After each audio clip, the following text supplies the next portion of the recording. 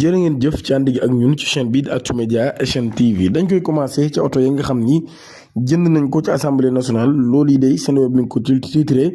un bulletin de santé après les funérailles sénégalais yi ñoom ñi nag daal dinañ xam lépp loo xam ne dëgg la ci acquisition des véhicules par l'assemblée nationale loolu yi président bi di El Malick Ndiaye moom moo ko daal di xamle processus bi nag daal dinañ ko expliquer loolu yi ci prix oto yi ak fournisseur bi waaye nag daal loolu yi ngir lépp daal di leer waaye sax daal nañuy organiser ab point de presse avec la commission des marchés et la caisse de l'assemblée waaye nag loolu lépp daal dinañ ko def ginnaaw collectif boobu le marché autrement dit le bulletin de santé sera révélé après les funérailles de ce dossier maanaam daal kon dinañ génne bulletin de santé bi ginnaaw boo xamee ni suul nañ néew ba pare mu nekk nag ab question boo xam ni mooy posé maanaam daal kon lan moo tax ñuy joxe ay information wala ban njariñ lay am ñuy joxe information ñi nga xam ne ñoo di député yi ak sénégalais yi bu fekkee mbir mi def nañ ko niñ ko war a defee ba pare ci ab session boo xam ne session collégiale la waaye tamit ak bu transparent sénégalais yi nag daal ñoom ñi nga xam ne ñoo leen représenté en particulier dañoo war a disposer de toutes les informations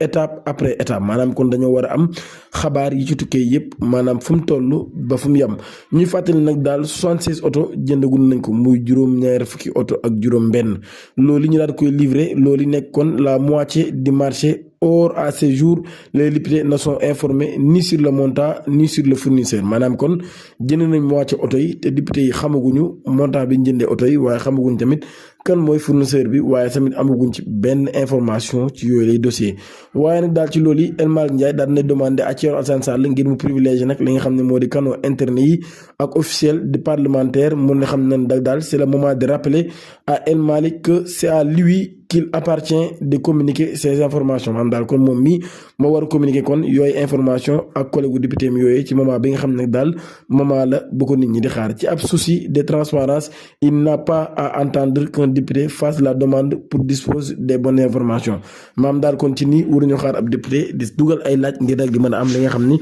moo di information bu baax ci boobu mbir ñun nag daal démarche boobee est en totale rupture avec les engagements de Pastef ci loolu kon daal moo tax ñuy laaj communiqué bi ban njariñ la mën a am ginnaaw boo xamee ni daan nañu joxe marché yooyu ba def liñ ci war a def lépp ba pare haute cour de justice ancien ministre bii di Sophie Gladima ak Ismaïla Madior Fall daan nañ leen yóbbu en projet bii mooy ñaareel yoon ci histoire politique bu Sénégal que ay ministre de la République ñu leen di envoyé en justice devant la haute cour de justice ginnaaw premier ministre bii di Mamadou Dia nekk ab figure emblématique de la crise politique sous la présidence de Léopold Sédar Senghor loolu nag daal kon ñuy xamle ni ko accusé yooyee pour tentative de coup d'état en 1962 mu nekkoon deux anciens ministres du régime Macky Sall ñoom ñi na leen jugé ci kanamu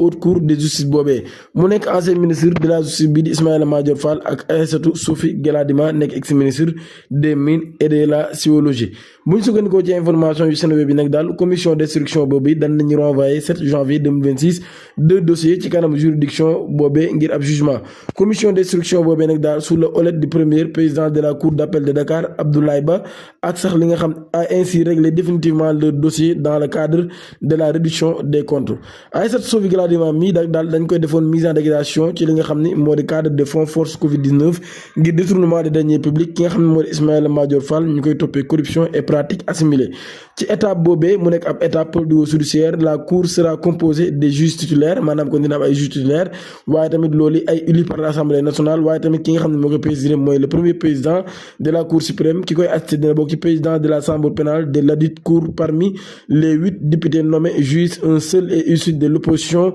les autres appartenant à la mouvance présidentielle maanaam ci 8 députés yooyee kenn rek moo ci bokk ci opposition ñi ci des ñëpp ñu ngi jóge ci mouvance présidentielle bi le ministre public ki koy représenté mooy le procureur général près la cour suprême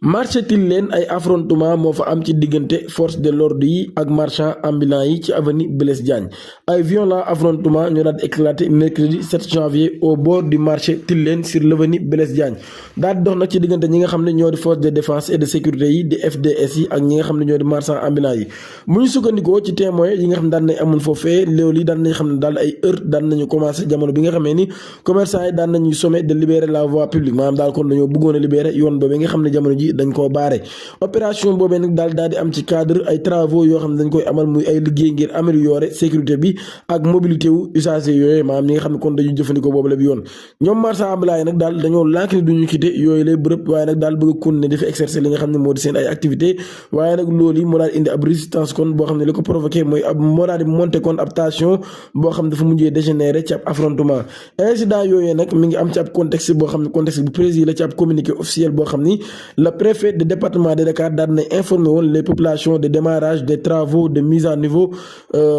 niveau et d'aménagement de la voirie située à proximité des infrastructures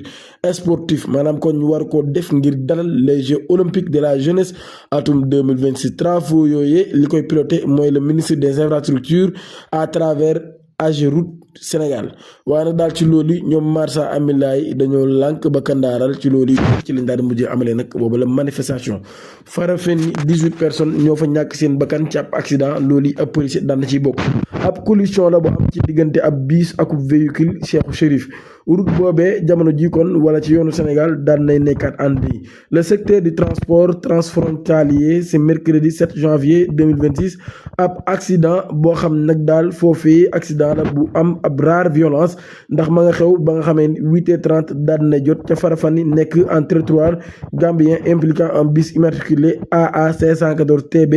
ak minicar de type Cheikhou Chérif portant immatriculation AA 202 YG bilan bi nag daan nay nekk ci 18 personnes ñoo xam ñoo daan ñàkk seen bakkan ab police daal ci bokk di ab sénégalais waaye nag ci lii yooyu nag daal daraam ba daan nañu xam ne ni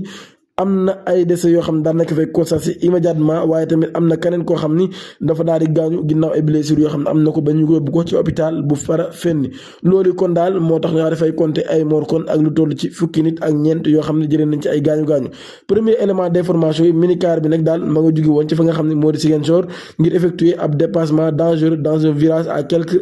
encablures du camp militaire de Farafenni. C'est lors de cette manœuvre que le véhicule s'est retrouvé face au bus qui venait en sens inverse maanaam kon mu doon ab choc frontal boo xam ne daal daan nay projeté le minicar contre la glissière de sécurité métallique loolu nag daal mu daal di koy percuté ci beneen côté bi ba tey bus bi daal di terminé kon course am en contrebas de la chaussée après une sortie de route. L'intégralité des victimes mortes comme blessées se trouvaient à bord du minicar maanaam kon ñi gaañu ñëpp ak ñi blessé ñoom ñëpp daal ci minicar bi ci lañ daal di nekkoon. Usurpation d'identité sur les réseaux sociaux, le footballeur Ibrahima Mbaye met les choses en clair ñu daal di koy considérer comme l'un des pépites montantes du football sénégalais. Ibrahima Mbaye mii nag daal daan na gis notoriété am di yokk bu baax a baax ci loolu nag daal muy am sax ay exposition médiatique loolu nag daal dara épargné wu ko ci li nga xam ne moo di nit ñi nga xam ne dañuy def ay dérives numériques parfois sax ñuy jaar ci réseaux sociaux yi naan man maay diw te doonuñu ko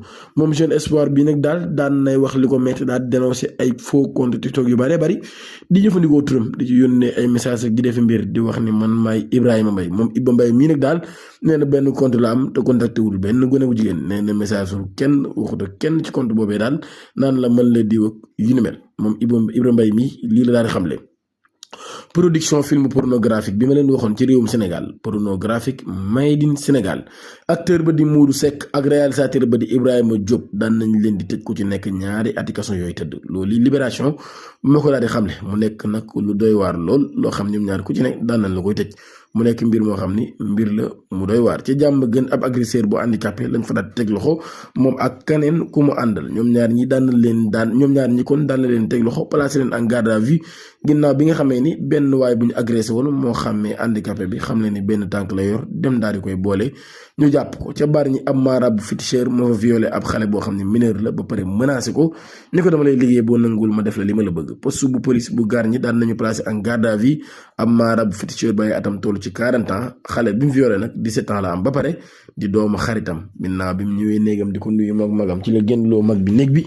ba pare menacé xale bi ni ko 19h boo fi ñëwatu dinaa la liggéey 19h ba mu jotee xale ba